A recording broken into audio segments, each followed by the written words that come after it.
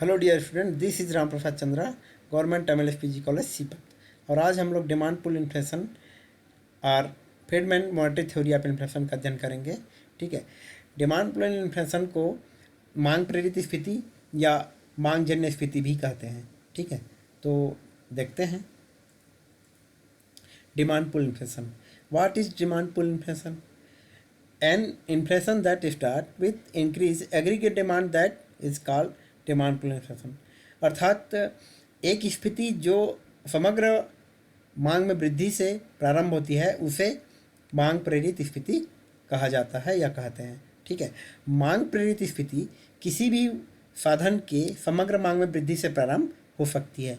इस प्रकार जब समग्र मांग में वृद्धि की तुलना में वस्तु की समग्र पूर्ति कम हो जाती है या उसमें कमी हो जाती है, तब मांग प्रेरित स्थिति का जन्म होता है।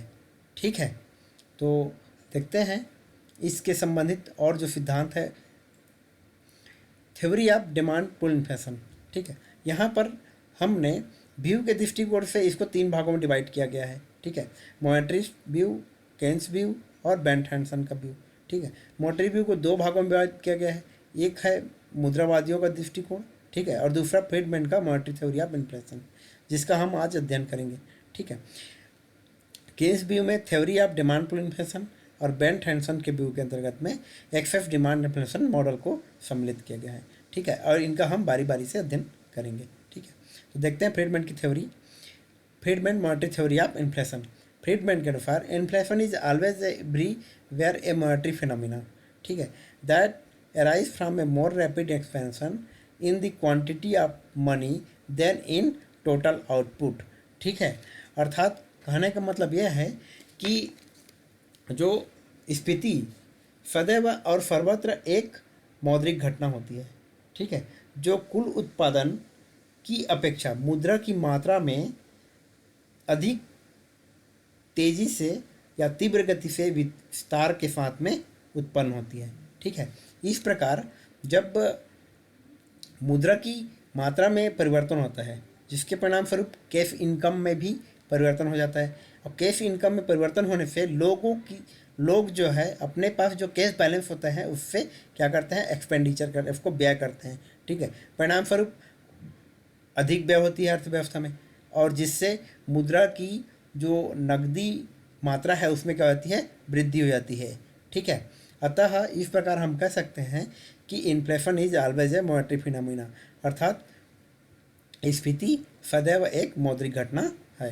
ठीक है, फ्रीडमैन इसकी विवेचना करते हैं और कहते हैं कि मौद्रिक विस्तार के परिणाम स्वरूप लोगों की कैश इनकम में वृद्धि होती है। ठीक है, अर्थात नकदी आय में वृद्धि होती है, और नकदी आय में वृद्धि के परिणाम स्वरूप वस्तुओं की मांग में वृद्धि होती है। ठीक है, वस्तुओं की मांग में वृद्धि के परिणाम स्वरूप श्रम की मांग में वृद्धि होती है।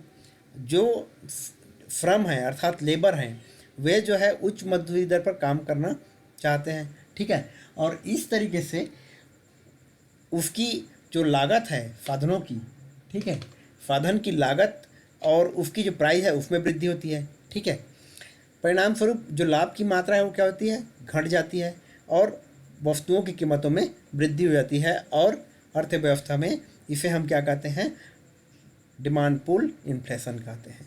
ठीक है, तो इससे संबंधित हम इसकी डायग्रामेटिक प्रेजेंटेशन के माध्यम से इस थ्योरी को समझने का प्रयास करते हैं। ठीक है, यहाँ पर चित्र को 2 भागों में डिवाइड किया गया है, ए पार्ट और बी पार्ट। ए पार्ट में एक्स अक्ष पर इनकम और वाई अक्ष पर, बी पार्ट में वाई अक्ष पर आपका प्राइस लेवल और ए पार्ट में वाई अक्ष पर आपका इंटरेस्ट रेट दर्शाया गया है। ठीक है, अब हम देखते हैं कि ये वाई एफ लेवल पर आपका जो सप्लाई है वो इसमें स्थिर माना गया है। ठीक है, तो देखते हैं जो सप्लाई कर्व है हमारा एस, वह डिमांड कर्व को, जो प्रारंभिक डिमांड कर्व है उसको ई बिंदु पर काटते हैं एक दूसरे को वो लोग। ठीक है, परिणाम स्वरूप संतुलित कीमत स्तर OP और वाई आई का स्तर जो है वो वाई एक निर्धारित होता है। ठीक है, इस कंडीशन में हम ए पार्ट में चित्र में देखते हैं तो ALM जो कर्व है वो IS कर्व को ई बिंदु पर काटता है।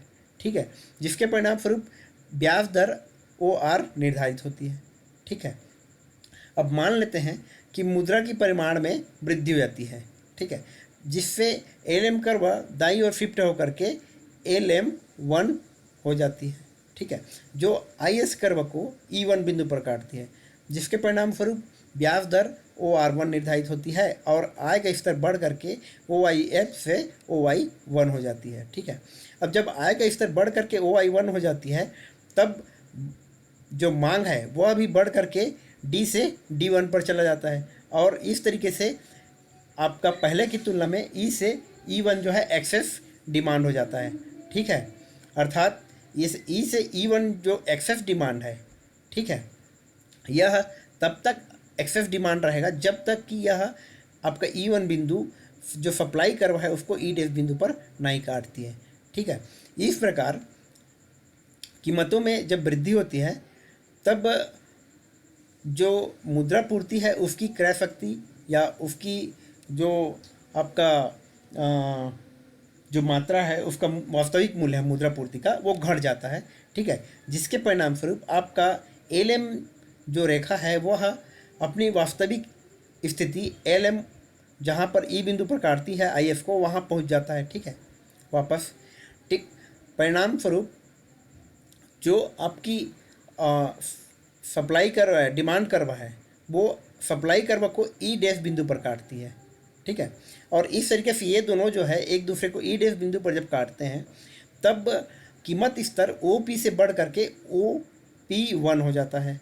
ठीक है, अर्थात इस तरीके से हम देखते हैं कि ये जो OP कीमत स्तर बढ़ करके OP1 हो जाता है, वह इस एक्सेस डिमांड E से E1 में जो अतिरिक्त वृद्धि हुई है, ठीक, इस कारण से उत्पन्न होता है। ठीक है, इस तरीके से ये जो कीमत में वृद्धि होता है वह हमारा अतिरिक्त मांग में वृद्धि के परिणाम स्वरूप उत्पन्न होता है। ठीक है, तो इस तरीके से आपका ये जो थ्योरी है वो फ्रीडमैन का मॉनेटरी थ्योरी ऑफ इन्फ्लेशन आपका कंप्लीट होता है।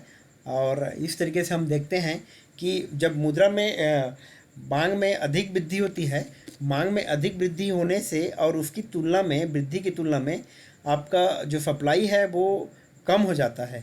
ठीक है, जिसके परिणाम स्वरूप क्या होती है, कीमतों में वृद्धि होती है और इसे हम क्या कहते हैं, मांग प्रेरित स्फीति कहते हैं।